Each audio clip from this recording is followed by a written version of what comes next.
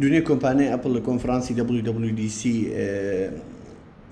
بۆ یەکەمین جار جیازێکی نوێی بڵاو کردووە کە ئەویش ناوی لێنا ئەپل ڤیژن پڕۆ. طبعاً ئەو VR AR هێدسێتە کە ئێستا بڵاوی کردیتەوە بەو سعرە خیاڵی و فەلەکی کە داینە نزیکەی $3500. طبعاً ئەو خۆی ناوی لێنا ئەپل ڤیژن پڕۆ، وەکو عادەتەکانی ئەپل حەزی لێ نییە شتەکان بە ناوی خۆی بام بکە، وەلو بۆ شتش ئەتیادی هەر کۆمپانیا حوڕە لە سیستەمی ناولێنانی بەرهەمەکانی. بەس کێشەکە لێرەیە چییە؟ خۆی جیازەکە تا بڵێ شتێکی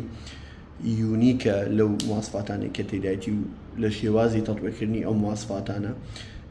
بەس من باسی ئەو سایدە ناکەم، بەس باسی ئەو سایدە دەکەم کە بەجددی ئەپل ینی کۆنسپتێکی جوانی دروست کردیە کە بتوانی ئەو VR AR هێدسێتە بگەینتە ئەو لێڤڵە. ئەویش چۆنە؟ بۆ نمونە تۆ لەناو پرۆدەکتەکانی کۆمپانیای ئەپڵی، لەناو ئیکۆسیستەمی کۆمپانیای ئەپڵی، هەموو شتەکانی کۆمپانیای ئەپڵ بەکاردێنی، بۆیە ئەو VR هێدسێتە بۆ تو شتێکی زۆر جیاواز و زیادە، ینی جیاواز و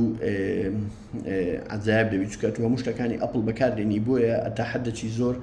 ئیسفادەی زۆری لێ دەکەین. ئەویش چۆن؟ لەبەر ئەوەی VRەکە یەکەمیشت دوو پرۆسەری تەواوی تێدا، ینی حساب کە کۆمپیوتەرەکە لەناو چاوتەدانرایە و زایدەن ئەو شاشانی کە بۆ هەر چاوەکی دانرایە لە پانێڵی مایکرۆ LED دروستکرایە کە تاکە دوو کۆمپانیا حالیان لە دنیای خەریکی دیڤەلۆپمنتی ئەوەن سامسونگ و ئەپڵە بۆ پانێڵی مایکرۆ LED. وەلو مینی LED ئێستا زۆر بەردەستە، شەریکات زۆر هەیەە، بەس مایکرۆ LED لە مینی LEDش پیکسلەکانی بچووکترە، عدەدێکی پیکسلی زۆرتر لە ناو ئینچێک هەیە، هەر پیکسلە ئیندیڤیدوەڵی ئیش دەکاتن بۆ ئەوەی ئەتا حەدێکی زۆر نەفسی کۆنتراست ڕێشیۆی شاشی OLED بداتێ بەبێ دیسئەدڤانتێجەکانی OLED کە ئەویش بێرنینگە یان برایتنێسی کەمە. ئیتر ئەو بۆ هەر شاشەی بۆ هەر چاوەکی ئەتا HK و HDR و ئەوە ئەکید بەوەی لەکات سەری ببتە فەلەکی و لە هەمان کاتیشدا پڕی سێنسەر و کامێرە و مایک و شتی وایە VRەکە. و ئەپڵ ئۆگمنتد ڕیاڵیتی تێکەڵ کردیە لەگەڵ ینی ئەو شتێک کە پێی دەڵێن ئۆگمنتد ڕیاڵیتی واقع المعزز، ینی ئەو شتێک کە تۆ ڕۆژانە ینی دەوروبەری خۆت چۆن دەبینی زائیدە لەسەر ئەو دیتنەی شتی تری بۆ ینی ئەو شتانی کە بەکاردێنی مەسەلەن بۆکسەکە دەکەی و بۆ ئەکسل بۆکسەکە دەکەی و بۆ هەر یەکێک لەو شتانە ئەوانەی زیادە کردیە کە زۆربەی کۆمپانیەکانی ڕکابەری کۆمپانیای ئەپڵ زیاتر ئیتیمان بە VR دەدەن، ڤیرچوال ڕیاڵیتی نەک ئۆگمنتد ڕیاڵیتی، کە ئەپڵ لە ئۆگمنتد ڕیاڵیتی زۆر لە پێشوانە لەو بوارە و زایدن ئیکۆسیستەمی خۆی بە تەواوەتی خستۆتە ناوی، زایدن هەرچی کۆمپیوتیشنەڵ ینی کالکولیشن کە بۆ پرۆسەرانەی کە داینایە لە ناوی بۆی بە تەواوەتی ئیشەکە بباتە لێڤڵێکی تر. بۆیە من کە لێرە وا دەڵێم بەجددی شتەکە زۆر یونیکە بۆ هەموو کەس نییە و من خۆم پلەیستیشن VRم هەیە، شتێکی عەجایبە، بەس ئەوە هەز دەکەم لێڤڵێکی ترە لەبەرەوەی زیاتر ئیحتیمام بە ئۆگمنتد ڕیاڵیتی دەدا و زایدن ئەو پرایس تاگانەی ئەو نرخانەی کە کۆمپانیای ئەپڵ بۆ پرۆدەکتەکانی دادنێ کەلعادە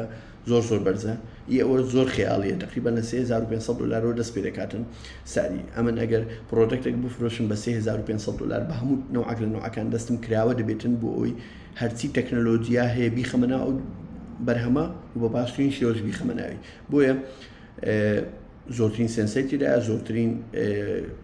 IR سکانەری تێدایە، زۆرترین کامێرەی تێدایە، زۆرترین مایکی تێدایە، زۆرترین باشترین کواڵیتی مەتریاڵی تێدا بەکار هاتووە بۆ ئەوی شتەکە ببتە لێڤڵێکی تر. بەس ئەوە هەر جەستیفای ناکە، ینی ئەوە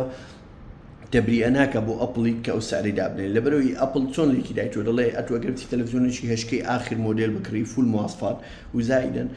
ساوند سیستەمێکی ئاخر مواصفات بکڕی و زایدن کۆمپیوتەرێکی فول بە مواصفات بەرز بکڕی، هێشتا پارە زیاتر دەدێ. معقول نییە ئەتوە ئەو سێ شتەی دەدێ من لەناو جیازێکی هێدسێت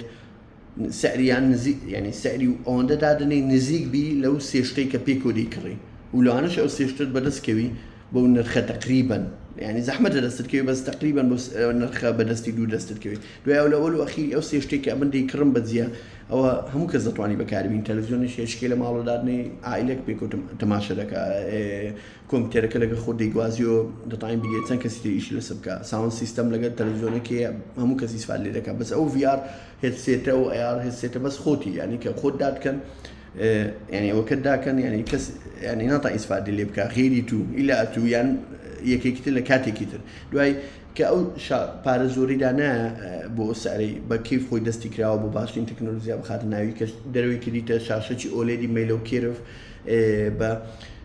نیورۆڵال ئینجن و ئۆگمنتد ڕیاڵتی وشتی وا شکلی چاودوە دەگرێتن بۆ هەست بکەیت ترانسپارنتە ینی ئەو بەری دیارە بەس خۆی شاشەیە ئیتر ئەمن ئەگە ئەو پارە زۆری دابنێم ئەکید بە دەتوانم باشترین تەکنۆلۆژیا بەکاربێنم ئەمن لە قیمەی شتەکەی کەم ناکەمەوە بەس لە هەمان کاتدا لە پۆینتی من تێبگەن کە من کە دەڵێم ئەو شتە زۆر لە حەد بەدەر گرانە ئەپڵ بە حساب ئەو شتانە بەجیا بکڕی يعني ئەوەندە دووقات دەبی پارەی بری لە هەمان کاتیشدا کە ئەو پارەیانە ئەپڵ دەستی کراوەی بۆی بێست ئۆف بێستی بخاتە ناو جیازە ئەوە ڕێی منە لەسەر ئەپڵ ڤیژن پرۆ سەلام